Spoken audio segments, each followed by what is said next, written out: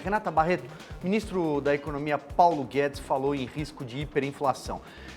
Hiperinflação é algo que assusta demais todos os brasileiros que viveram aí praticamente 15 anos de descontrole de preços até a chegada do Plano Real.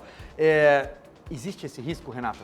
Na verdade, antes de tudo, é importante a gente falar que inflação é expansão monetária, né? Então, se omite muito sobre isso quando vai falar de inflação, como se inflação fosse somente um aumento generalizado de preços, mas ele, na verdade, é a consequência de expansão monetária e, obviamente, que também tem choque de oferta, o aumento do dólar e todas essas coisas.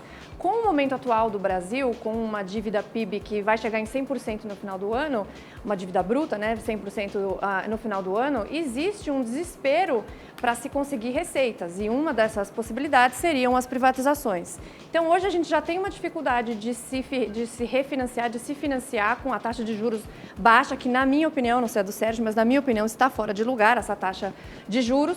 Você tem uma dificuldade muito grande de se refinanciar e você tem um problema na rolagem da dívida. Então, se você não tem privatização, e lembrando que a reforma da Previdência, o que a gente teve de ganhos de economia, na realidade, basicamente a gente vai gastar esse ano com a pandemia.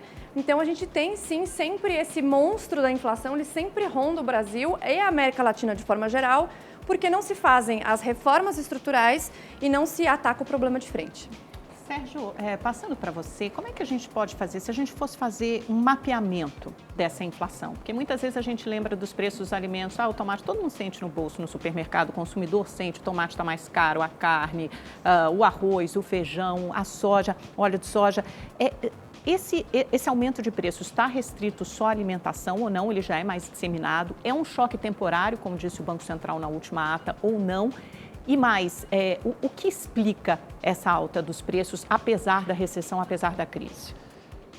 A questão da inflação, acho que a primeira coisa que a gente precisa colocar para quem está em casa, para não ficar muito assustado, quando o ministro fala de hiperinflação, ele quer sinalizar o que pode acontecer lá para frente. O pior às cenário. Vezes, às vezes dá a impressão que a gente já está na esquina de ter um processo inflacionário muito grave, que não é verdade. A gente está com inflação sob controle esse ano que vem provavelmente a inflação também está sob controle. A gente está falando de uma inflação esse ano que vem, provavelmente 2022 também próximo de 3%, entre 3% e 4%. Então, assim, não é ainda uma situação muito complicada, mas se a gente continua nesse cenário, como a Renata colocou, que você não faz as reformas que são necessárias, o mercado começa a reagir de uma forma negativa. E reage de que lado?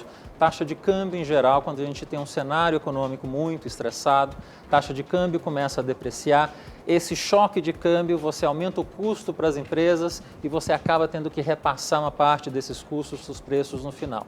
Aí você junta, a gente teve uma pressão de demanda forte esse ano, auxílio emergencial, 334 bilhões de reais, que foram colocados esse ano, a R$600 para 67 milhões de pessoas, meritório, precisava ser feito por conta da crise, mas é um choque de demanda muito forte, especialmente para itens mais básicos.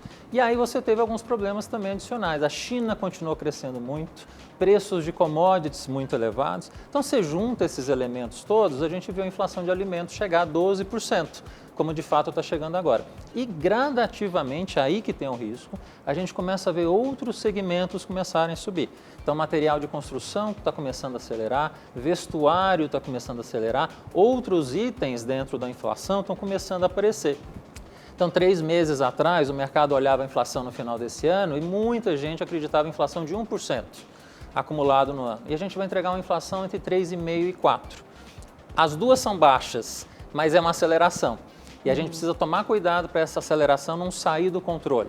Então, quando o ministro fala da hiperinflação, ele sinaliza que a gente precisa tomar cuidado e passa pelo que a Renata falou. A gente precisa, ano que vem, sem sombra de dúvida, fazer as reformas, senão não tem jeito. E para fazer as reformas também, a gente precisa esperar o que vai acontecer na eleição para a presidência da Câmara dos Deputados, se o Rodrigo Maia vai tentar no tapetão ou não se manter no cargo e quem será, se ele não conseguir ficar lá, o próximo presidente da Câmara.